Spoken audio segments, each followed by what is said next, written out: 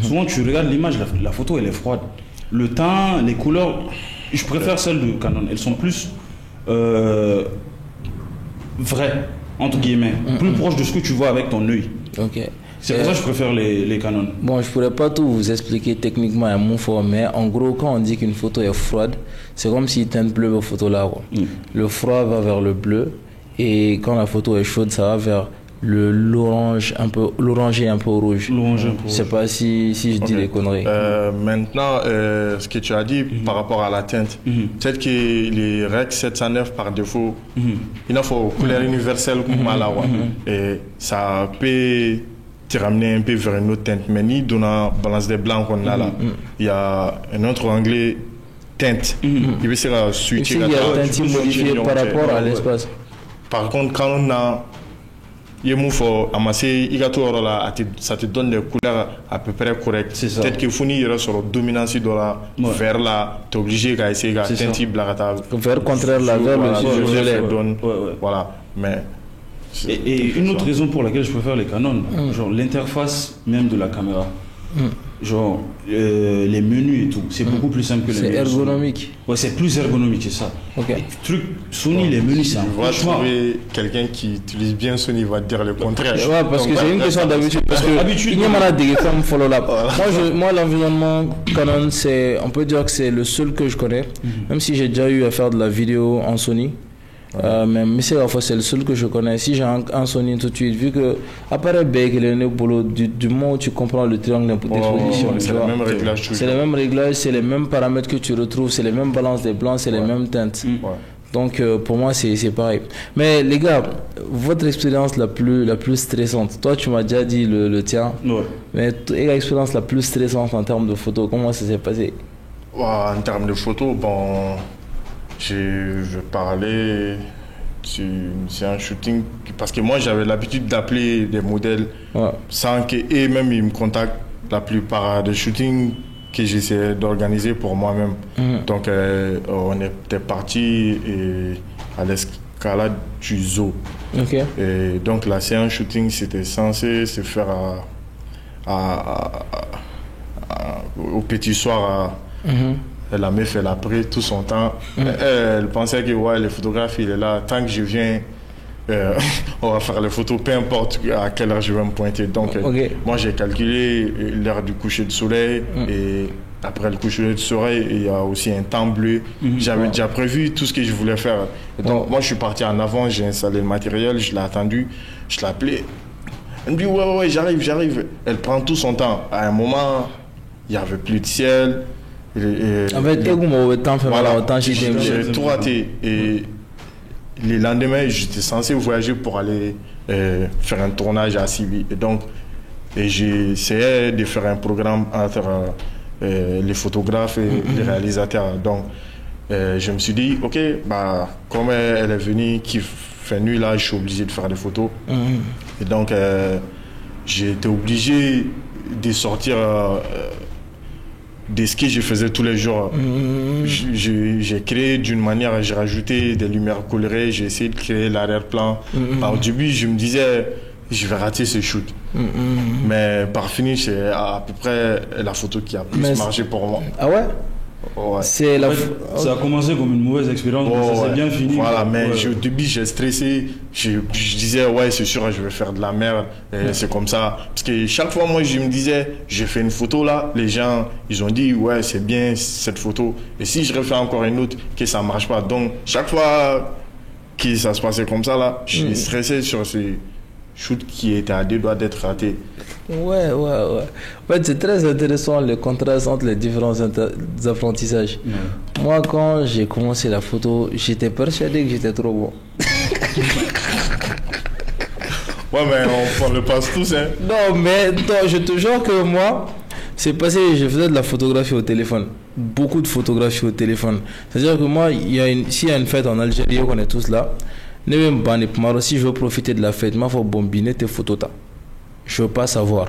Et je faisais tellement les trucs de baisser la lumière avec l'iPhone, qu'à position, les gens aimaient mes photos. Donc, moi, je suis allé me prendre une caméra. Les photographes algériens, leur photo, bien clair avec des grains, tout ça. Tout est impeccable. C'était quoi ta première caméra? Une 80D. Ok. J'ai une caméra follow 80D. Et on met un iPhone 100. J'ai économisé de l'argent. Enfin, c'est Wati. Donc, le iPhone 100, je me dis, tu es 100, c'est iPhone 900 €. Ta caméra 100. Et puis, je vais faire du contenu sport, tu vois. Donc, les caméras 100. Et j'ai commencé, j'avais une 50 mm. Tu vois. Donc, objectif standard, 50 mm. Donc, je me baladais. Après, j'étais fier des premières photos que j'avais. Hein. Même la première vidéo que j'ai faite. Et je shootais en automatique pour les photos et pour les vidéos, tu vois. Jusqu'à ce que j'aille sur les pages. J'étais photographe sur la page en Algérien. J'ai vu nous me rendu mon soro, nous me rendu une série soro là. Donc j'ai commencé à réfléchir. Et j'utilisais les photos jusqu'à présent, tu vois. C'est Steve qui disait que je faisais de très bonnes photos. Donc les gars confiance mais les niveaux là. Moi je me disais même pas que flashy ni fin même si les appareils en Rome eux me disaient les gars flashy sans tout ça, je me dis mais c'est de l'arnaque. Ils veulent me vendre un truc inutile. Le flashy va apparaître sans faire avant, tu vois.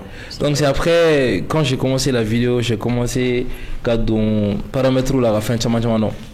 Mais comme vous, la photo de mariage, moi j'ai commencé ça pour ramasser les sous, pour faire en fait ça, le podcast.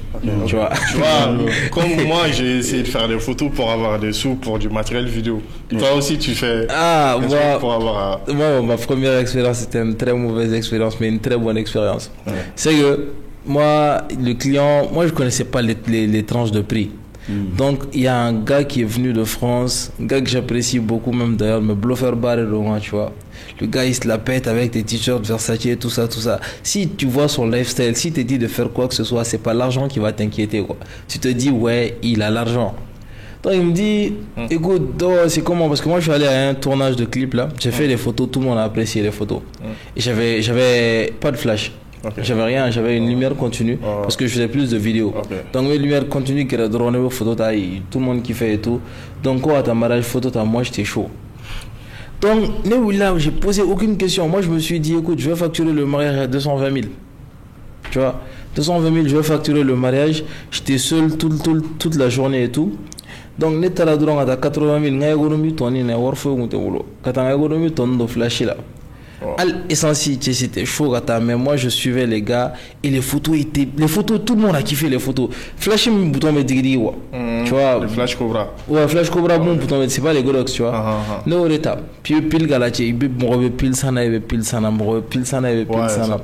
moi j'avais deux batteries, tu vois. 80 là. J'ai fait le mariage, effectivement, les photos étaient bien, ça m'a tout de suite lancé, tu vois. Et part-time là, chaque fois j'avais un nouveau deal. J'ai appris de deal en deal. Mais vous savez ce qui s'est passé? Photo bana, photo traitée là. Nous on t'a adoré, on l'a trouvé photo traitée quand tu les photos traitées une Photoshop. Ah ouais, c'est dur. Je suis galère à mettre ça. Donc JPEG ni euro différence de voilà, les photos PNG JPEG ni. Donc les photos va dire tu as traité un traitement galère, tu peux difficilement traiter. Et j'ai un ami qui s'appelle Ban, c'est lui qui m'a fait découvrir Lightroom si je me trompe pas, tu vois. Lui il savait pas que je connaissais pas Lightroom. Donc quand je l'ai vu utiliser Lightroom, je suis allé tac j'ai téléchargé Lightroom. Donc les photos traitées. Donc tout était bon. Photo livrée là, album livré là. Maintenant, mon grand frère va voir ça, moi c'est livré. Hein? Ah donc genre t'as pas pris d'avance pour aller faire... Non, j'ai rien pris. T'as pris tes sous pour acheter un flash? Ouais. Ah ma quota photo t'as drone, le boulot il a l'argent, il y aura pas de souci. Ne fera ta photo t'as drone, point. Ne m'a avancé mine, ne m'a fouillé mine. Voilà, Warin sera là comme état. Warin sera là 2 ans après. Putain, t'as eu la chance, t'as été payé. Au moins, t'as été payé. Oui, ça sera là 2 ans après. Bon, ça, je vous laisse toutes les péripéties. Mais avoir expérience ou genre, c'est quoi les expériences les plus folles parce qu'il y a pas de grands là. Vraiment en vidéo, toi, qu'est-ce qui t'est passé de très marquant, quoi, très choquant? Ce qui me choque avec les artistes, parce que là, on parle de moi en tant que réalisateur. Mon avant-dernier clip. Attendez, je vous interromps. Parce que Marshall, il n'a pas parlé de sa clientèle. Marshall, il faut nous dire, tu travailles avec qui d'abord? Non, avant de nous parler de sa clientèle, quand est-ce qu'il a eu l'argent nécessaire pour commencer maintenant tout ce qu'il voulait en termes de vidéo? Est-ce que ça a commencé? On va dire en 2021, j'avais vraiment à peu près ce que je veux pour faire en plein temps de la vidéo. C'est combien ça? Hein? C'est combien d'argent ça? Il va pas dire. Il va dire. Non, c'était pas beaucoup, mais ça pouvait m'acheter le minimum. Ok, c'était plus de 5 millions? Il va pas dire. Non, mais même je vais un curseur. Non, en fait, je vais dire, j'ai pas eu exactement tout ce que je voulais pour acheter le tout à la fois, mais j'avais le plus grand défi, c'était la lumière à picture là. Non, pas la lumière à picture. C'était de prendre un très bon ordinateur, un gamer qui pouvait bien monter parce que arriver à un niveau... Le gamer c'est 1 million à peu près. Okay. On va estimer tout ça. On va estimer tout ça pour vous les gars. Donc en 2021, je me suis dit, ça est, je ne peux pas faire la grande gueule, dire que j'ai fait des grandes choses en photographie, mais je profitais quand même de dire j'ai eu le lauréat du dernier truc ça s'appelle comment T'as pas beaucoup de Mali Awards. C'est vrai, il a gagné le Mali Awards et titre pour le meilleur photographe du Mali. Okay. Et donc après ça, je m'étais dit, ça y est, je crois que j'ai eu des sous pour m'acheter du matériel et tu as une bonne clientèle. Voilà, et je connais à peu près des gens avec qui je vais travailler pour faire des vidéos et aussi j'avais plus trop le temps pour des photos. Et donc les séances shooting, lui il m'envoyait des messages tout le temps, il dit mais tu postes plus. Et je lui disais je vais poster, mais je voulais pas lui dire que je me retirais un peu plus de la photographie. Voilà, je trouvais pas le temps. Et donc mon dernier poste où j'ai me retire vraiment, c'était en décembre 2021, le 31 décembre 2021. Et depuis, après ça, là, j'ai plus refait des photos comme je le faisais avant et je commençais à faire des vidéos. Maintenant, l'idée de base, c'était pas pour faire plus de carrière en clip ou être reconnu pour un grand clipmaker, mais je voulais faire plus de fiction et de documentaire. Ok. Ouais. Mais non, du moment que tu fais de la vidéo, tu seras confronté à un moment de faire des clips. Après, c'est tes choix. Sinon, tu l'acceptes jamais. Tu auras des demandes de clips, tu vas dire non, je ne suis pas intéressé. Et donc, j'ai à faire... quand je soutenais au conservatoire, j'ai fait une série. Une série? Ouais, j'ai fait une série. Ça s'appelle comment? Les Marais de Madame. Ok. Donc j'ai fait ça avec des potes parce que, comment dire, tu peux pas être seul sur un projet. Tu seras obligé d'être aidé même dans la vie réelle maintenant en tant que réel. Si tu as une caméra, si tu vas pas te filmer tout seul, tu vas filmer des gens. J'ai une équipe, chacun joue un rôle, donc on a fait la série. Mais avant même les soutenances, on avait entendu un concours Rayon Plus. C'est un truc de l'Afrique de l'Ouest. Donc on a fait 3 épisodes vous avez envoyé. Donc, des épisodes de combien de temps? C'était des trucs de 5 minutes. Ok. 5-7 minutes. Donc on a fait 3 épisodes, on a envoyé et il y a eu des votes pour le public et le jury. Et on est sorti premier pour ça, on a eu le prix. Et donc à plus, ils étaient chauds pour nous financer la production des 52 épisodes. Et après, je sais pas, ils ont douté que c'est des jeunes étudiants, ils vont peut-être pas bien gérer les sous, machin. Ils se sont dit... passer par une structure? Non, même pas passer par une structure. Ils ont dit, vous réalisez les 52 épisodes à vos moyens, comme vous avez pu faire pour envoyer. Et ils achètent. Voilà. Nous, on va vous acheter les droits de diffusion pendant un certain moment et on vous rassure que si la série passe à plus à la télé, vous aurez d'autres machins. Et donc, après, les acteurs avec lesquels on avait fait ça, et c'était vraiment pas à notre niveau. Ils avaient plus de demandes, ils étaient sur d'autres projets. Et nous, on était... C'était avec quels acteurs vous avez fait ça? Il y avait Ismaël Legrain. Ok. Poupette, ouais, c'est pas... Poupette, voilà. Tu vois, lui, il est connu, il était vraiment pas disponible pour venir continuellement sur Ouais, notre série. un truc qui n'était pas payé d'office. Voilà. Et bon, il y avait une autre comédienne. Elle a terminé par être en vie de maman, ou je sais pas comment dire ça. Et voilà. Et donc, par finish, on l'a plus fait les 50 épisodes pour A+. Mais pour ma soutenance, j'ai fait encore 3 épisodes avec lesquels j'ai soutenu parce que tu étais obligé de faire un projet pour soutenir. Soit tu faisais du graphisme, tu faisais de l'animation, tu faisais un truc, tu faisais des photos. Et moi, j'ai préféré faire une série. Et la série, elle passait, les 3 épisodes, elle passait pendant 6 mois sur A+. Hein. Ça passait, ouais, c'était la nuit. Ça passait à la nuit sur A+. Wow. Donc... mais pendant que tu étais photographe, combien tu pouvais te faire par mois? Bon, c'était vraiment chaud. Pas pendant que tu étais photographe, excuse-moi du terme. Quand tu étais photographe actif. Ah, ok. Ouais. Quand j'étais photographe actif, vraiment,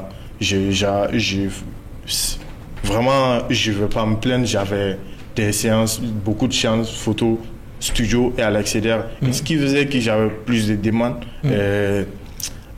Parce que j'avais la particularité de faire mes photos dehors et les gens ils aimaient un peu le mood, l'ambiance, tout ça.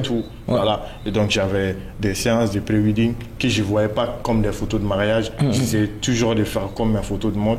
Et bah voilà, donc les gens en fait ont pris tes photos de mode pour les amener dans leur domaine de mariage. Voilà, un peu comme ça. Ils me disaient, tiens, j'ai vu une photo que tu as fait avec ta fille par là, je dirais la même photo. Et moi je dis, ok, on peut fermer, je ne veux pas te ramener dans le même décor, je connais un autre endroit, on peut faire ça. Et c'est comme ça, vraiment, que ça marchait bien pour moi. Je remercie Dieu. Et c'est quoi tes sources d'inspiration? Attends. Ça, il n'a pas répondu à ta question. Ouais. Tu l'as demandé, il gagnait combien par mois? Je sais qu'il n'a pas répondu. Il est en train de nous dribbler là.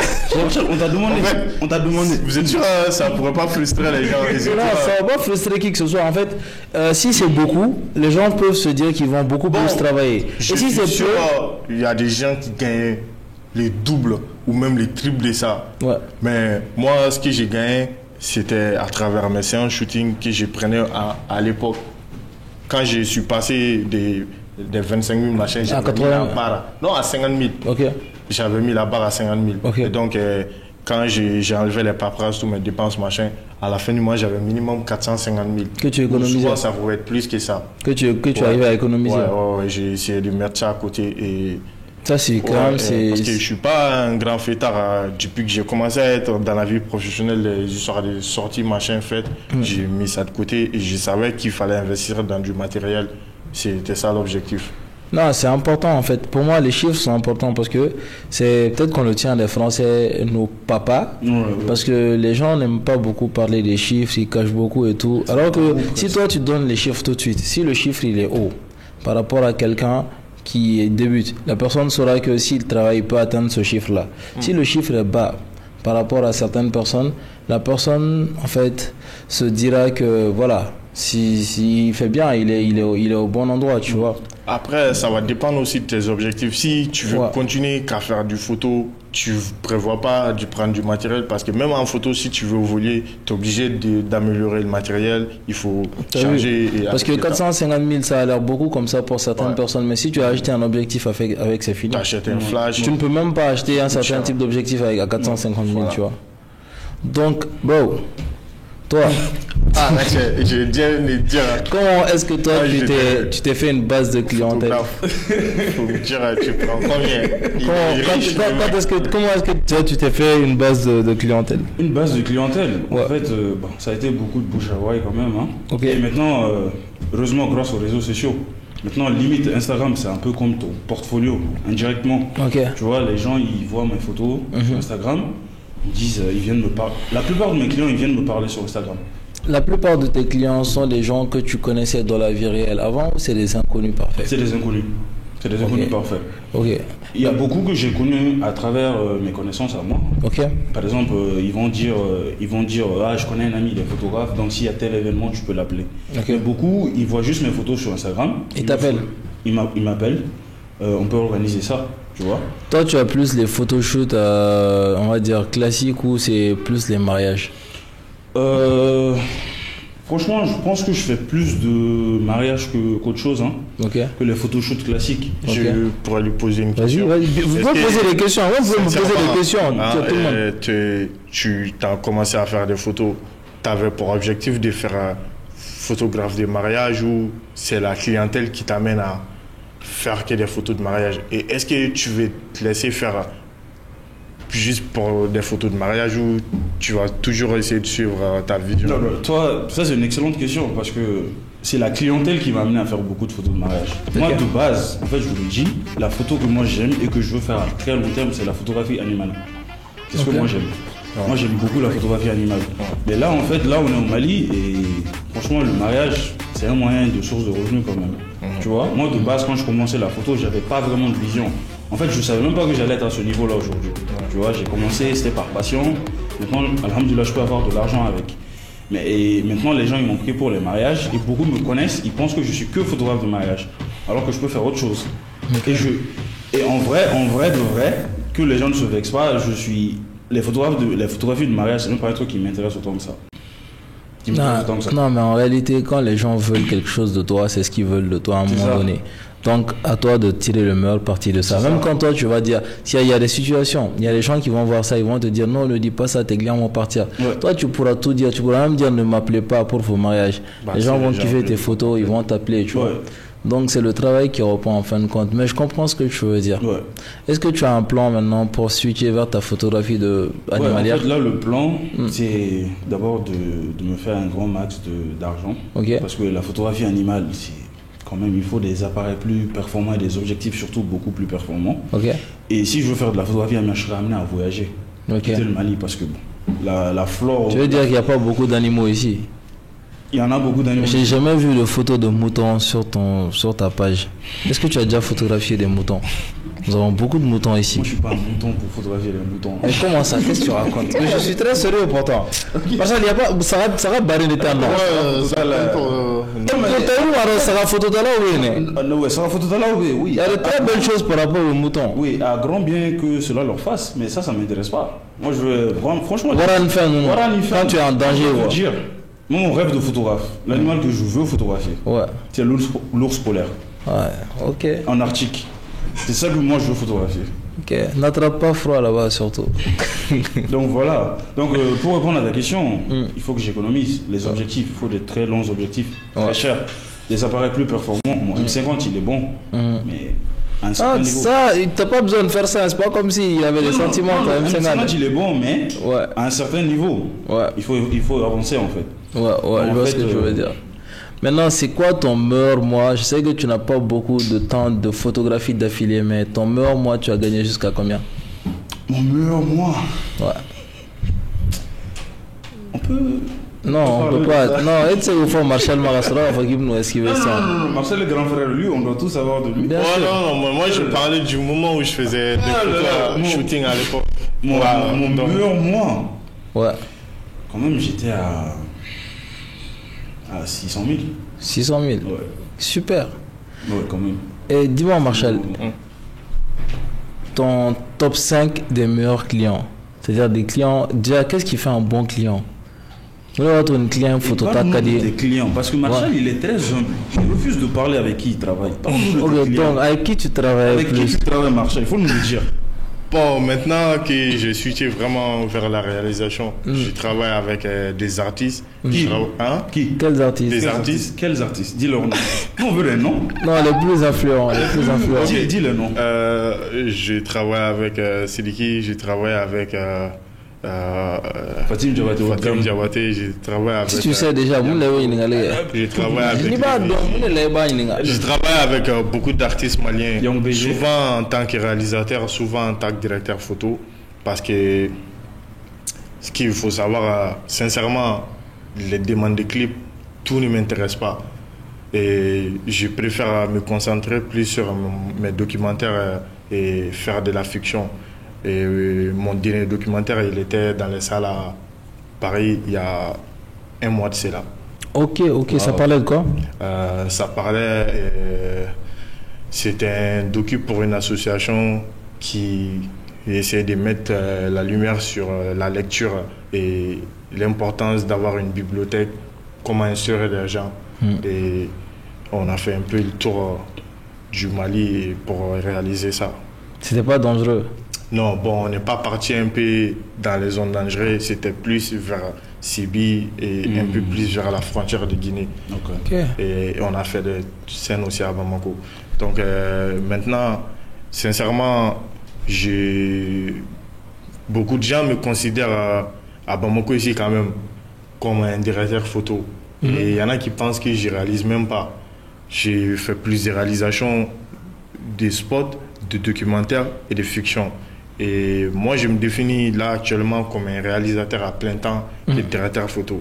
Mais qu'est-ce qui m'a amené à apprendre à faire de la direction photo? Parce que sur nos tournages... Déjà, je vais te couper pour le plus grand déplaisir de notre auditeur, parce que les gens me disent beaucoup que j'interromps les gens.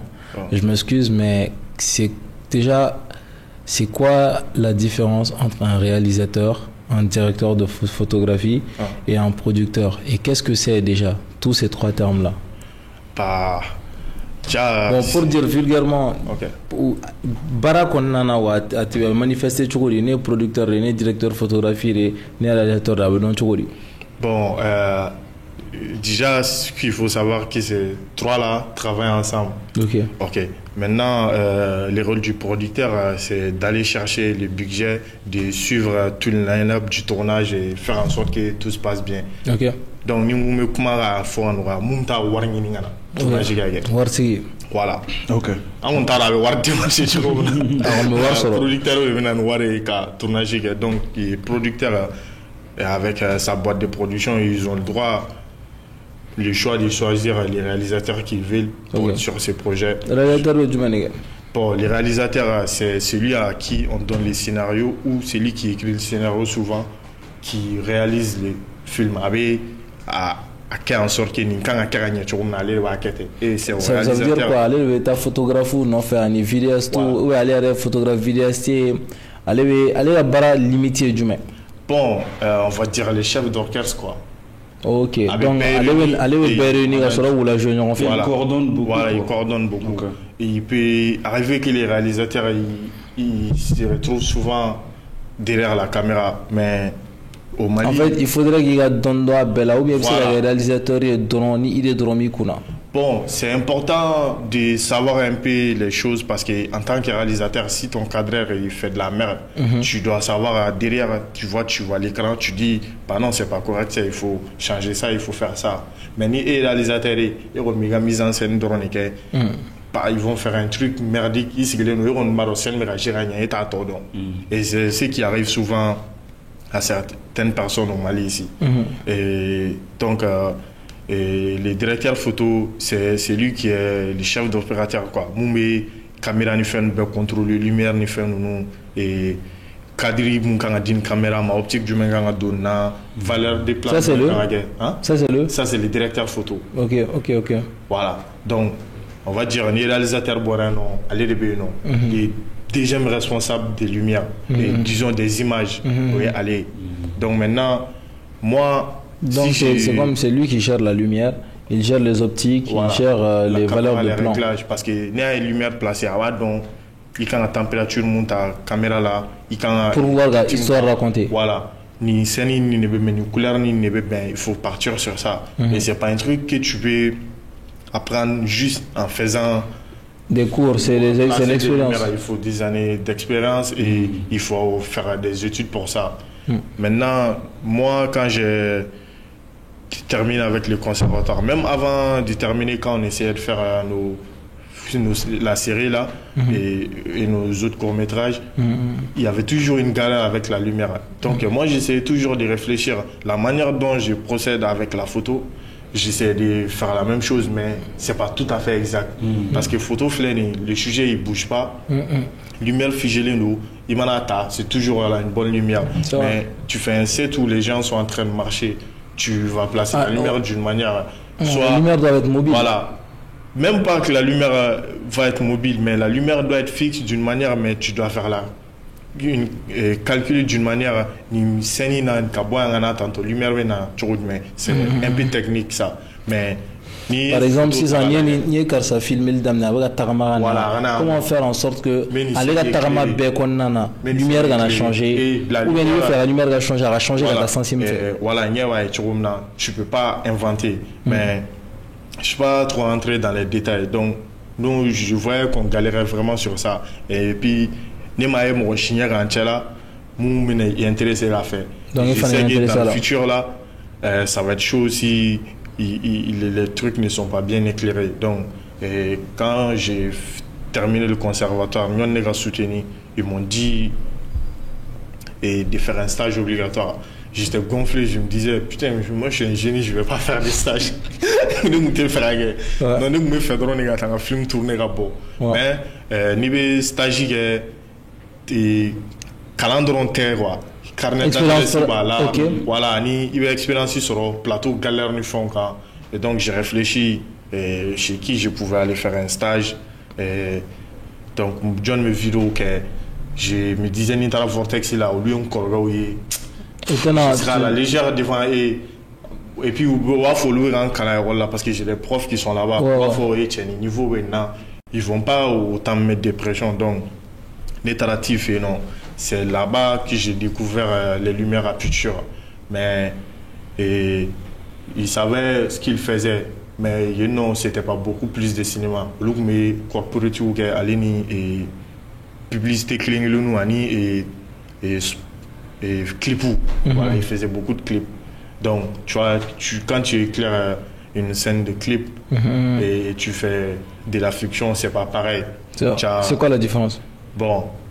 Simple morora famille ni un film tourné il tire la lumière fouchi inventer plateau sans fait tout doit être justifié. Par exemple, si là on est en train de faire une séquence ici que la scène est éclairée, ni lumière c'est la caméra éclairée ni quand justifier du est-ce que fenêtre pour le doigt, bon on va dire son ampoule est éclairée, mais son ampoule donc derrière on peut faire un trucage que la lumière puisse aller là à la même ampoule placée là, voilà l'illusion scène plan d'ensemble là, tu vas voir la source de lumière, c'est l'ampoule qui est là, qui éclaire, mais derrière il y a une lumière. Il y a une lumière qui est beaucoup plus puissante. Et plan d'ensemble là, il faut une lumière qui est très diffuse. Et puis ça va dépendre aussi de la scène. Qu'est-ce que la scène raconte comme histoire, quel type de lumière il faut mettre. Donc c'est pour cela Netra qui a essayé de courtement pour faire de la bonne direction photo. Jusque là, je ne me proclame pas pour un expert. Est-ce que tu penses par exemple... Bon, vas-y, on va finir. Je vais poser cette question après. Donc, j'essaye toujours d'apprendre. Donc, voilà, Tif et aperture découverte et j'ai travaillé avec ça. Non, je n'ai pas payé aussi vite. Mais j'ai fait des recherches et j'ai vu comment ça marchait. Mais comme je te dis, clip pour le non. On a commencé à s'en servir et faire de la fiction. Et après mon stage, j'ai soutenu et donc j'étais libre. Je ne partais pas à l'école, j'essayais de voir des cours vidéo. Mais la plupart des cours, j'en suis pas fier. Cours professionnels, je partais sur des sites pirates. Je prenais des formations de 48 heures. Un directeur photo, il explique. Venez l'enfermer, les gars, venez l'enfermer. C'est un bon dit, hein. Venez l'enfermer. Ouais, mais moi, je n'ai pas $400 pour payer un cours. Donc, c'est comme ça j'ai appris vraiment à gérer de la lumière. Et ensuite, j'ai trouvé l'occasion d'exercer ça sur mes plateaux. Quel est le projet que tu as fait dont tu es le plus fier? Projet où il y a fierté pour le moment, c'est mon docu qui est passé à la salle à Paris. Hein. Ok. Maintenant, pour un clip, j'ai parlé de quoi? J'ai produit mon structure a produit un clip pour les visites. Okay. Comment s'appelle ta structure? Studio sans film. Okay. Parce que je pense que je connais Studio sans film. Beaucoup de clips. Hein? Beaucoup. Bon, maintenant les gens, quand vous voyez Studio sans à la fin d'un clip, c'est Marjal. Sans comme le chiffre, 100 ou bien 100 ouais, films? 100. Ok. Car une studio avec une production de 100% de qualité, j'ai abrégé faire un studio sans film. Ok. Ok, d'accord. C'est inspiré ça. Et vous êtes beaucoup plus de quel type de production actuellement? Bon, maintenant, on fait plus de documentaires. J'ai un pote aussi qui a sa boîte qui s'appelle Ousmane. Et il a sa structure qui s'appelle Studio 223 aussi. Donc, on se réunit souvent ensemble pour travailler avec des organisations. On fait des documentaires pour eux, on fait des reportages. Et moi aussi, de mon côté, je suis démarché par des organisations et par des maisons de production souvent pour venir réaliser. Mais comment est-ce qu'on peut voir ton documentaire? Le documentaire, pour le moment, il est passé dans la salle et ils essayent de faire une projection encore avec l'UNESCO. Et ensuite, le documentaire, il pourrait être sur YouTube, dans les droits libres. Mais pour le moment, tant que l'objectif n'a pas été atteint, ils ne vont pas le montrer. Pas le sortir. Mais en privé, je pourrais peut-être te montrer des extraits. Ah, je vais kiffer. Ah non, on va kiffer. Hein. Voilà. Et maintenant, vous ne m'avez pas posé la question, mais je vais clarifier. Il y a des gens qui s'amusent à dire, lui, il met lumière dans le mine, il a pas directeur photo dans le mine, il faut jouer dans la réalisation là. C'est vraiment pour venir en aide à mes potes et réalisateurs qui ne savent pas comment gérer la lumière.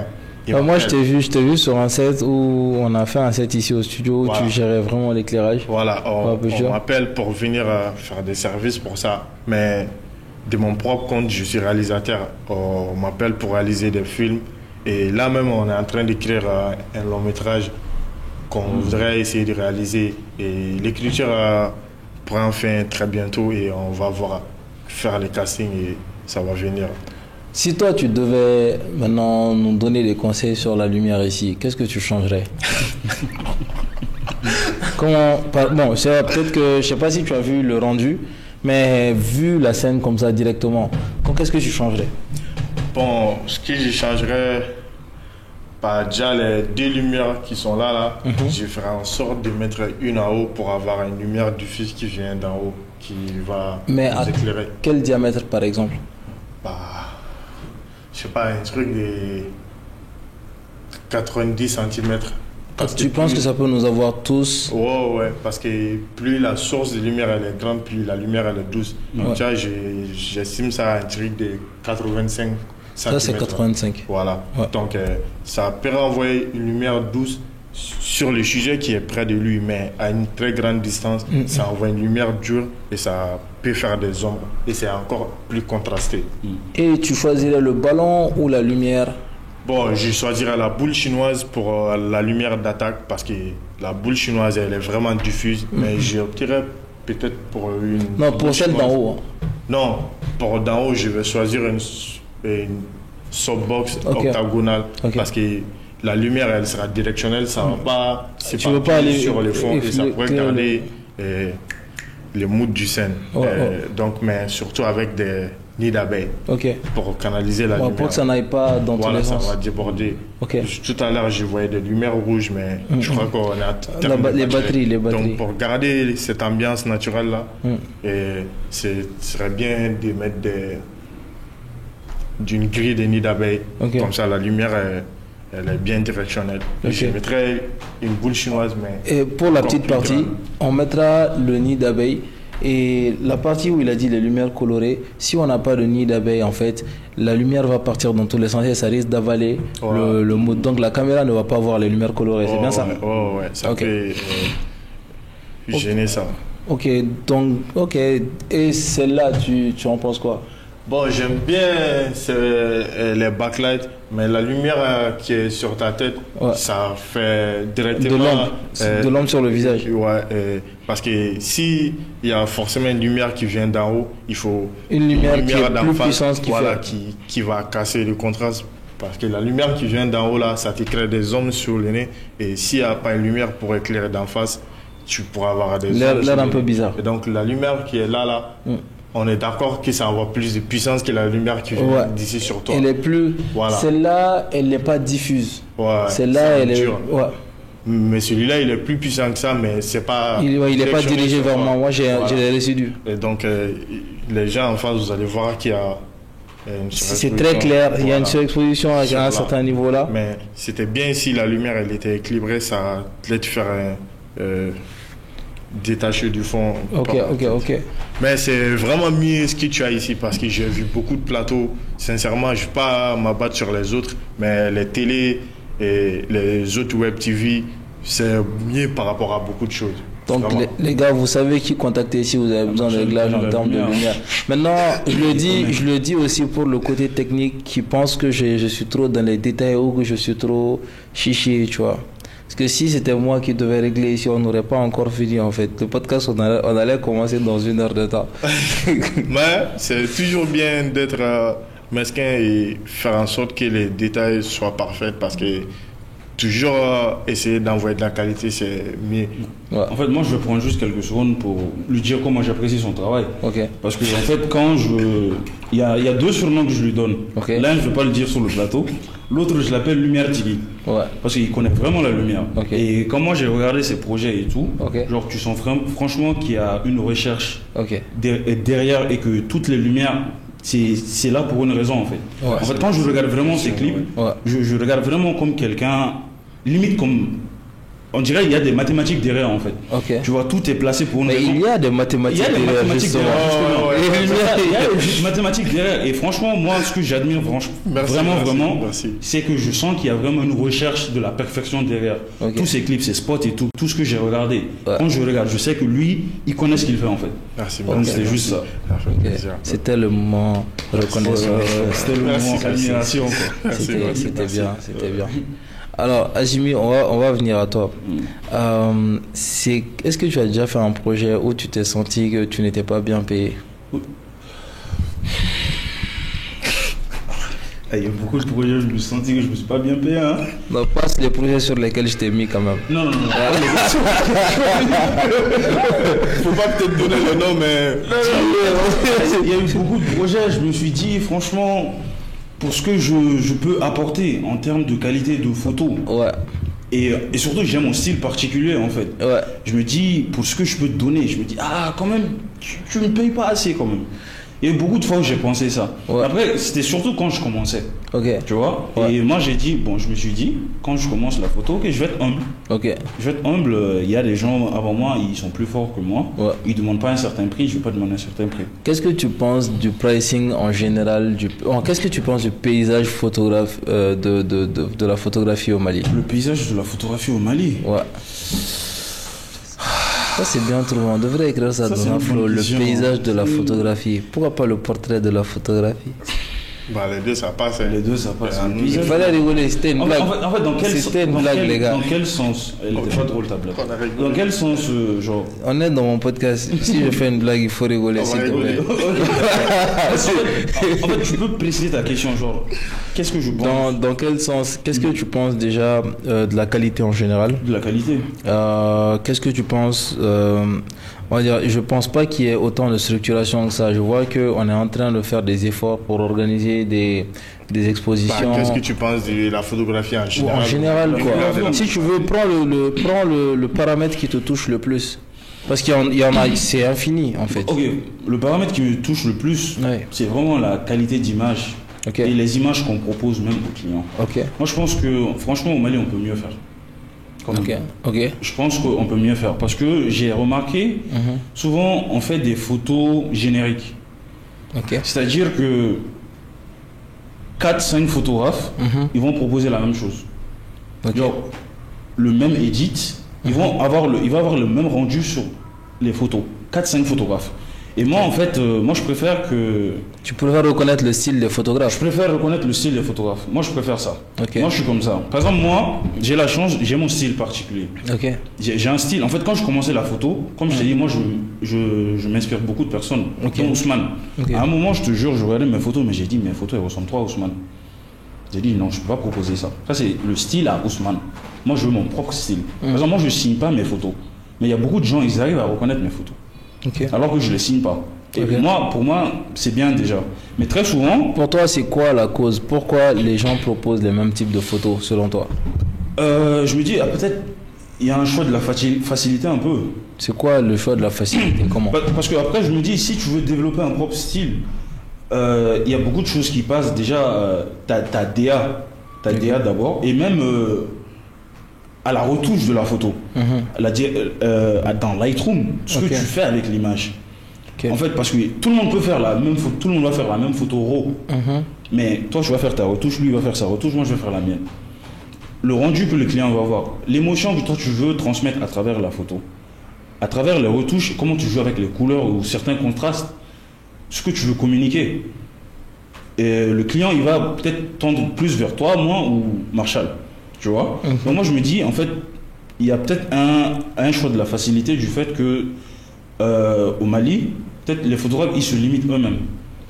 Ils ne vont pas au bout de leur création, en fait. Moi, je suis un peu dans cette optique-là. Tu vois. Qu'est-ce que toi, tu en penses, Marshall?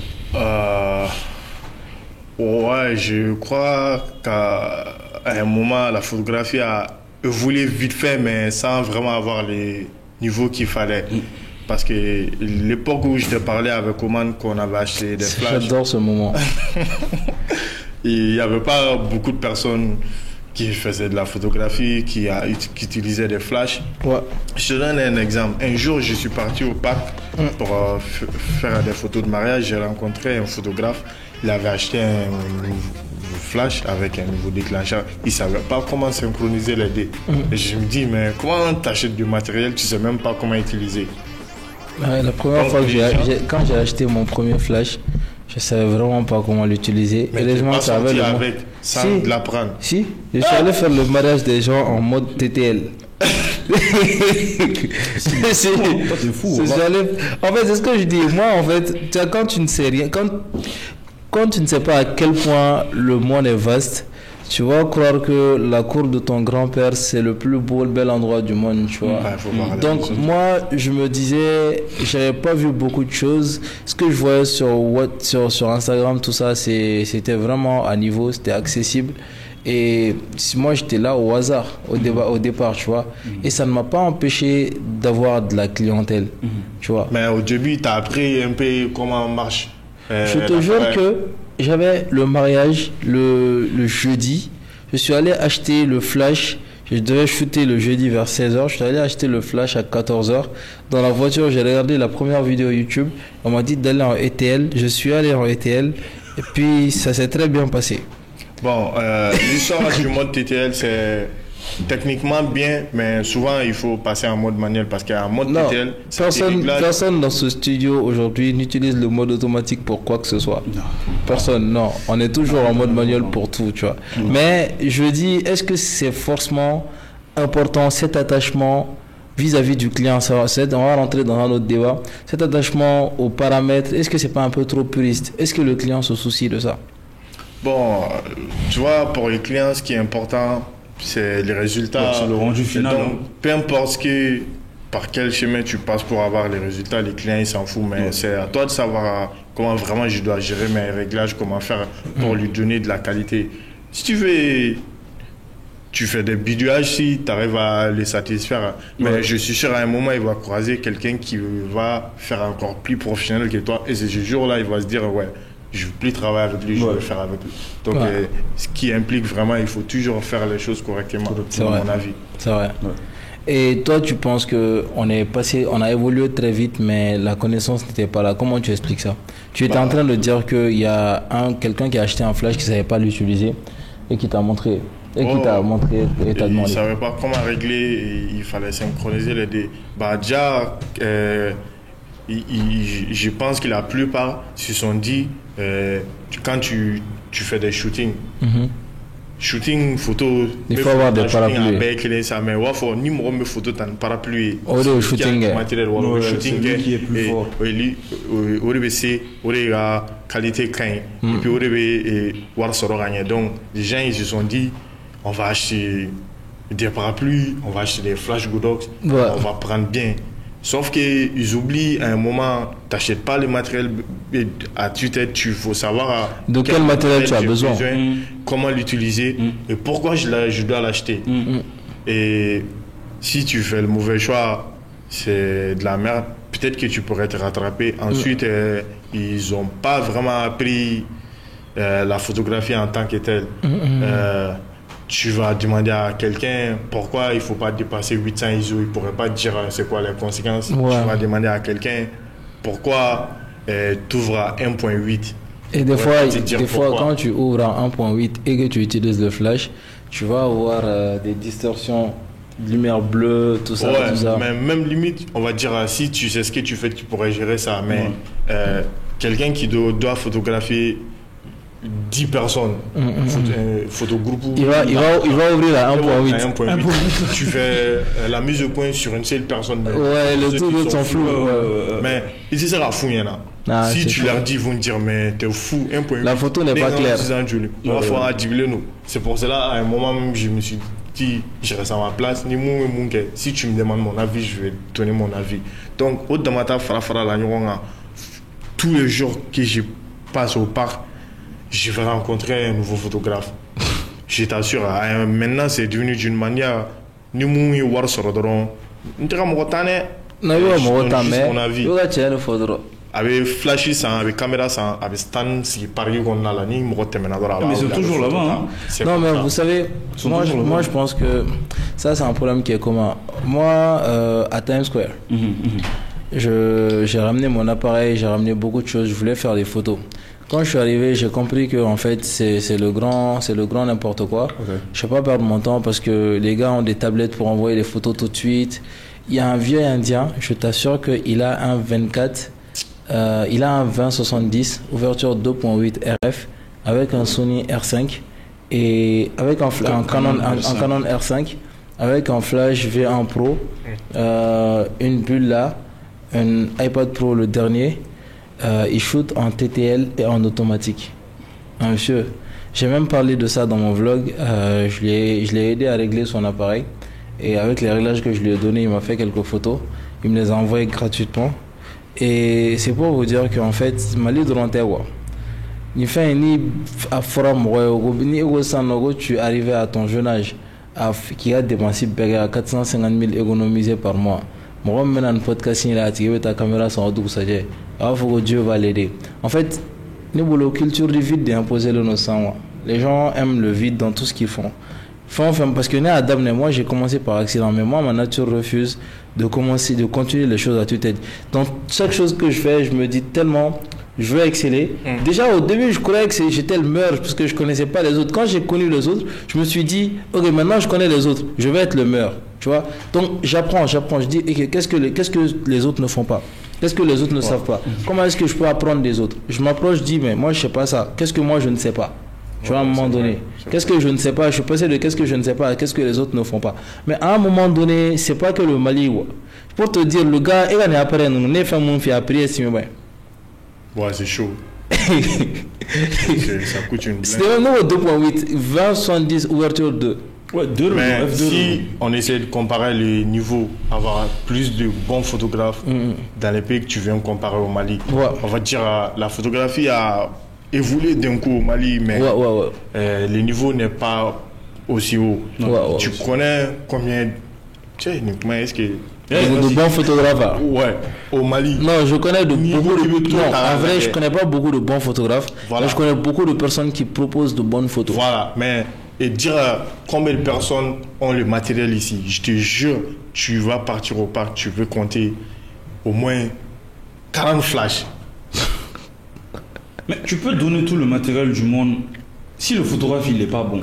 Voilà, lui, il a dit 5 photographes vont te proposer les mêmes retouches. D'autres, les retouches, ils n'essayent pas de prendre leur temps à refaire des recherches, comment bien faire tout.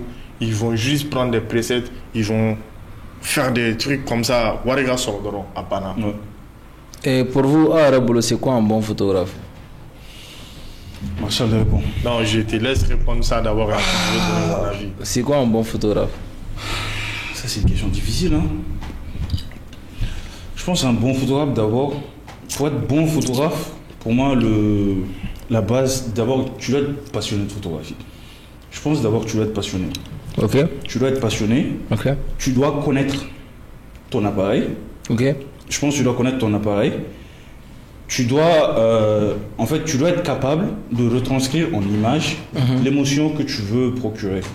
Par exemple, si tu es photographe de mariage, tu dois être capable de retransmettre l'amour entre les deux mariés sur photo. S'il s'aime. S'il s'aime. Effectivement. C'est vrai, parce qu'il y a des mariages où les mariés, tu sens que ça va pas trop. Bref. Ouais. En fait, je pense que c'est ça un bon. En fait, il y a l'aspect créatif et l'aspect plus scientifique, entre guillemets. Technique, voilà, merci. Ouais. Genre, d'abord, tu dois savoir ce que tu fais. Comment tu maîtrises ta caméra, comment tu dois utiliser la lumière ambiante ou les flashs si tu utilises. Mais tu dois aussi avoir l'esprit créatif pour en fait, comme je l'ai dit, je vais me répéter, retransmettre ce que tu veux vraiment que la photo elle respire en fait. Tu vois. D'abord, tu dois savoir cadrer l'image. Ensuite, tu dois être capable de mettre l'émotion dans l'image. Ça, c'est un bon photographe pour moi. Pour moi, ça, c'est un bon photographe. Bon, il a pratiquement dit ça. Peut-être que je voudrais donner mon avis. Vas-y. Non, je veux savoir. Hein. Moi, je veux savoir. Bon, ok. Pour toi, c'est quoi la photo parfaite? Une photo parfaite. Wow. Toi, tu poses des questions difficiles. Hein. Oh là là. Pensez que on est chez toi. On est ici. La photo, elle pourrait pas être parfaite pour tout le monde. Ouais, on est d'accord. Subjectif. Voilà. Mais déjà, si toi, en tant que photographe, tu prends plaisir à la photo, tu kiffes d'abord, on va dire la photo, elle est déjà parfaite. Maintenant, si on veut pousser un peu plus loin, peut-être que voilà, il y a la technique et il y a le contenu. Parce que les gens, ils pensent qu'il faut juste savoir régler un flash qui joueront proud. Mais ce que toi, tu vois, ça compte. Ce que toi, tu veux montrer, ça compte. Et la manière dont les messages tu vas transmettre devant à travers ta photo que tu vas faire, tous ceci sont importants. Et si tu t'es mis jusqu'à la technique, à un moment c'est chaud. Donc ça veut dire c'est les deux qui marchent ensemble, la technique et le contenu. Et toi, pour toi, c'est quoi la photo parfaite? Pour moi, la photo parfaite, c'est la photo qui ressemble à ce que tu avais en tête avant de la prendre. J'aime ta réponse. Tu vois, pour moi, la photo parfaite, c'est la photo qui ressemble à ce que tu avais en tête avant de la prendre. C'est ça. Tu vois, et pour vous, comment on compose avec un mannequin, par exemple, ou avec la nature pour avoir la photo parfaite? Waouh, ok. C'est technique ça, mais il y a quelque chose que les gens, ils disent pas ou ils savent pas ici. Quand tu es photographe, c'est pas forcément toi qui dois montrer au modèle comment poser. Mais ça... J'ai pas bien dit la cause de ça. On impose que la personne a cru que... Moi, j'étais pas très bon en pose de mode. Il y avait une autre personne qui était plus habituée avec ce modèle-là. Du coup, la personne a donné quelques poses et alors que j'étais là et j'ai perdu mon deal comme ça. Et donc, celui-là, il a mal jugé le travail. Quand tu es photographe, tu ne vas pas faire des cours de mode, comment poser, machin. Toi, tu t'apprends à utiliser ta caméra, tes lumières et tout. Toi, tu es dans ton studio. Si le modèle vient, c'est elle, son boulot. Elle a appris à faire le modeling, ou comment on le dit. Ouais, c'est ça le modeling. Voilà. Donc, elle doit savoir poser, elle doit savoir faire ce truc. Et toi, tu vas te synchroniser avec elle pour faire... C'est ce que j'allais te demander en fait. Comment te synchroniser avec... vous allez juste vous parler et tu vas la laisser faire ce qu'elle veut pour pas qu'elle soit frustrée. Mais plus généralement, ce qu'elle te propose à la va-vite, il y a des trucs qui sont bons, mais si tu prends le temps d'essayer de la canaliser, tiens, tu as fait ça, c'est encore bien, mais essaye de rajouter ça. Et la personne va avoir confiance en elle. Mais elle pose, tu dis, il a raison. Tout le monde se frustre et au final, photo colonne de mais when on aura imposé, donc quel modèle, quel posé dit, c'est pas vrai. En fait, le point que Marshall il a soulevé, c'est important. En fait, la relation avec le client. Pas le client, qui est le modèle. Ouais, le modèle. Bon, en fait... Ouais, je comprends. Des fois, le modèle n'est pas le client. C'est ça. C'est pour ça que moi, je l'ai dit. Tu vois, en fait, moi, je me dis, je veux dire, plus généralement, la relation avec la personne que tu photographies, c'est très, très important. Déjà, surtout dans les mariages et tout. Vous savez, surtout nous, les hommes, là, les mariés, souvent, ils sont crispés et tout. Non, ça, c'est vous. Non, souvent les mariés, ils sont... J'ai jamais été marié, tu vois. En fait, moi, je me dis, si tu veux avoir de belles photos d'abord, la relation avec le client, c'est très, très important. Ouais, je comprends. Ce que moi, je fais en général, avant un shooting, en fait, j'essaie de tisser un lien d'amitié avec le client. On discute, j'essaie de voir un peu ses centres d'intérêt et tout. Je m'intéresse à la personne. En fait, le jour où on se voit en vrai, c'est juste comme si c'était une bande de potes. On fait nos photos, on part. C'est très très important. Comme il a dit, souvent tu es là. Non, en fait, tu m'as un peu énervé parce que tu as marché sur la prochaine question que je voulais poser. C'est pour ça que je suis en train de te bloquer. Vas-y, continue. Désolé. Non, continue. Non, je sais pas c'était quoi. C'est cette question que je voulais poser. Comment tu photographies une personne qui ne veut pas être photographiée? Mais il est en train d'expliquer en fait, à peu près. Tu développes une relation parce que la photographie, c'est un métier social. Ouais. Tu es là, tu photographies des gens. Ouais. Ok, sauf si tu photographies des animaux. Mais c'est un métier social, tu vas au contact des gens. Donc en fait, il faut développer cette relation-là déjà. Parce que tout le monde peut être photographe, mais souvent les gens, pourquoi ils reviennent? C'est l'expérience qu'ils ont eue avec toi. Ouais. Ils m'ont dit, lui, il est sympa. Lui, j'ai passé un bon moment avec lui. Je vais le rappeler, je vais me faire des photos. Tu vois? Par exemple, toi, tu peux être meilleur photographe que moi. Mais du fait que, par exemple, toi, tu es un photographe vraiment trop... énervé. Voilà, t'es là trop, tu fais juste les photos, basta. Tu communiques pas. Ou il y a un photographe qui dit au client que c'est l'heure, il va partir. C'est ça. Bah, ça c'est vrai, il faut dire ça, mais pas trop. Non, en fait, il faut jongler entre le professionnel et le social. Ouais, le social, en fait, tu vois. Donc, en fait, je pense que c'est fondamental vraiment de développer une relation avec le client. Les photos, tu vas sentir ça. Ouais. Quand le client il est crispé ou non sur la photo, tu vas le voir. Tu vas le voir. Oui, c'est vrai. Ouais. Est-ce que vous avez déjà perdu les données d'un shooting? Ouais. Tous les données d'un shooting? Pour moi, c'était pas c'est un shooting, mais c'était un déroge d'un tournage, je crois. J'en suis pas fier. Le mec, la personne a payé une fortune même. Ouais. On est allé lui à une dizaine pendant des heures. Okay. Et tu imagines là-bas, c'est 100 000 pour une heure si tu veux tourner. Non, actuellement, c'est 120 000. Ok, bon, peut-être qu'on nous fait une réduction. Non, c'est 150 000 actuellement en fait. Nous, on a tourné pendant plus de 3 heures. Ouais. On a fait des. On a fait les scènes, tout, et la carte est restée avec moi. Et comme on avait tourné avec une Blackmagic, et à un moment, il fallait changer la carte. Donc, j'ai fait le con de ne pas mettre la carte mémoire dans les sacs. La carte, je l'ai mis dans la poche. Et j'ai oublié. Je suis rentré, je me suis juste intéressé à la carte qui était dans la caméra, ou je ne sais pas. L'autre, on ne l'a plus retrouvé. Et la personne... Plus jamais. Non, c'est mort. La personne voulait être remboursée. On n'a plus fait le reste des autres scènes, on n'a plus fait ça. Et... bah voilà, on a eu un arrangement, mais c'était fait la fin du projet, on n'est plus allé loin sur ça. Oh. Moi, la même chose, ça s'est passé, c'était durant un mariage. Ça, c'était durant l'assimilation même de la mairie. Hein. Genre, j'ai perdu toutes les photos. Et là, c'est juste moi, franchement, con total. Je vais sur mon ordi, j'ouvre le dossier de la carte mémoire. Je pensais que j'avais transféré dans mon ordi. Il n'y avait pas transféré. Et j'ai tout supprimé. Genre toute la soirée. Tu sais qu'on peut récupérer? Je te jure, j'ai essayé, j'ai pas pu. Non, on peut récupérer. J'ai vraiment pas pu récupérer. En tout cas, il y a une technique. Quand tu formates avec la caméra, c'est mort. Tu as vraiment plus. C'est ça, j'ai formaté avec la caméra même. Parce que la caméra, tu fais ça d'une manière, mais quand tu fais avec l'ordinateur, tu peux récupérer comme tu l'as bien dit.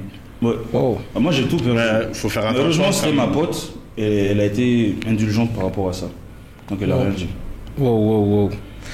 Ok, guys, je pense qu'on a fait bientôt 2 heures de podcast. Je pense que moi, j'ai même pas vu le temps passer. Mais bon, on peut continuer parce que vous n'avez pas fini votre speaker. Moi, j'ai fini bien. Hein. Non, mais guys, je pense qu'on doit en refaire une où on parle que de vidéos. C'est un peu chaud de mélanger les deux. La photographie est très très vaste. Et une petite dernière question. Je sais qu'il y a beaucoup de questions que vous aimeriez leur poser. Et faut commentaire la question fait voir pour nous raconter parce que la photographie est importante. C'est à la mode. C'est pas pour rien que les téléphones, chaque année, ils développent quoi? C'est leur module photo. Tu vois, les gens veulent être vus, les gens veulent être beaux. Et IA, pour faire leur promo, ils montrent à quel point ils peuvent vous faire des photoshoots sans que vous bougez. Donc peut-être que si vous êtes chaud, on fait le prochain sur la photographie et l'intelligence artificielle. Moi, je suis chaud pour venir encore, mais je vous en supplie, je voudrais qu'on parle encore et parler un peu plus de réalisation. Des réalisations. Non, moi, on va parler de vidéo. Moi, c'est beaucoup plus la vidéo. Parce que j'ai une carrière en photo que j'ai vraiment pris plaisir à partager aujourd'hui. Mais pour la suite, ça continue quand même. Mais est-ce qu'il y a un moment clé de ta carrière qui t'a marqué spécialement, qu'on n'a pas mentionné ici? Une rencontre dans notre... Tu vois que c'est vaste. On n'a pas fini avec la photographie. On n'a pas fini avec la photographie. Photo. J'ai photographié qui... Bon, non, je veux dire ça. J'ai shooté Batuli sans connaître elle était qui. Et en ce moment, elle n'était pas trop connue. On m'a ramené chez elle pour faire une séance shooting. J'ai fait des photos que moi-même, j'ai aimé les photos. Ils ont tourné pendant longtemps sur les réseaux sans qu'on sache que c'était moi. Et c'est quelques années plus tard, je suis, c'était qui la personne. Quand j'ai dit c'était moi, j'ai fait ça, les gens ils disent ouais, mais t'es bien. Et je dis donc attends, la frustration elle vient d'où? Parce que tu n'as pas facturé en conséquence de la personne. Mais c'est ça. Les gens vont se dire regarde le visage pour facturer, c'est pas ça. Ça va vraiment dépendre du contexte et c'est quoi pour l'objectif pour ces photos. Non mais ça, tu vois, il faut qu'on fragmente les podcasts sur la photographie. Il y a trop de choses dans la photographie en fait. Lui, la photographie c'est dans la famille. Parce qu'il y a un autre calapo dont on doit parler. Hein. Ouais. Non, bon, dites-le en commentaire si vous savez qui c'est. On va pas mentionner les gens ici. Donc, la famille, c'était vraiment un plaisir. Je vais pas demander un mot de la fin parce que j'ai le sentiment qu'on n'a vraiment pas fini. Donc, pas de mot de la fin cette fois-ci. Je pense que la technique, vous avez montré tous nos sponsors, tous nos chics sponsors, non? Est-ce que vous avez montré... C'était bien servi. Ça, c'est Spico de T-Group. On les remercie encore et encore. Et est-ce que vous avez mentionné Rambo? C'est pas parce qu'ils sont sponsors du podcast ou quoi que ce soit. Moi, je ne marche pas sans. Depuis que je suis revenu de la Côte d'Ivoire, j'ai l'impression que ce sont venus Non, il y a les moustiques partout en ce moment. C'est chaud. Non, mais sérieusement, voilà. Ici, il y a les moustiques partout. Vous connaissez la solution. Merci encore à CMM, partenaire de l'escapade du Capitaine. Merci à nos deux invités. Si vous avez un mot de la fin, et merci à ceux qui vont nous dire en commentaire en français pour et je suis sûr qu'ils travaillent voilà. We could have spoken in English, but we kept it simple. No, they are not ready for that conversation, literally. Mot de la fin, Marshall, vas-y. Bon, moi, j'ai pas grand-chose à dire. Je suis juste honoré d'être là. Je dirais que c'est ma première fois d'être en face de la caméra pour parler, dire mon avis sur les choses. J'ai été tout le temps derrière la caméra à commander. Et là, aujourd'hui, on m'assoit, on me dit, il faut te mettre devant le micro, il faut parler comme ça. C'était vraiment un plaisir. Merci. Et je voudrais vraiment revenir pour parler de vidéo. Super, on parlera de la vidéo. Dites-nous une date sur quand vous voulez ça. Je pense qu'il est très probable qu'on ait quand même la première partie de ce podcast demain. Inch'Allah, pas de souci. Alors, et toi, le mot de la fin? Moi, le mot de la fin aussi, la même chose que Marshall. C'est ma première fois d'être devant la caméra. On a plus l'habitude d'être derrière. Moi aussi, ça a été un plaisir d'être là. Surtout, moi, c'est personnel parce que les deux, là, ils m'ont beaucoup aidé quand je commençais dans la photographie. Donc, je veux vous dire merci par rapport à ça. Et ils continuent de m'aider toujours. Et tu devrais commencer à penser à payer. L'élève a dépassé les... Non, l'élève n'a pas dépassé il a pris tout le marché, il a plus de... Moi, je trouve qu'il était déjà assez bon. Maintenant, c'est les merci là, c'est bien, mais il faut sciencer. Il est bien. Voilà. Donc, moi, je me dis, il continue toujours à m'aider. Et donc, ça fait plaisir. Lui, il me donne des clients, il me critique. Lui, il me critique beaucoup. Et quand j'ai toujours des conseils à demander, je vais vers eux. Donc, moi, ça me fait plaisir d'être avec eux. Et comme je suis beaucoup déjà le podcast, ça a été un plaisir pour moi d'être là. Donc franchement, merci de m'avoir, c'est hyper gentil et j'ai passé un bon moment. Super la famille, alors si vous êtes arrivés jusque là, dites en commentaire les babies, ajoutez-moi. On va pas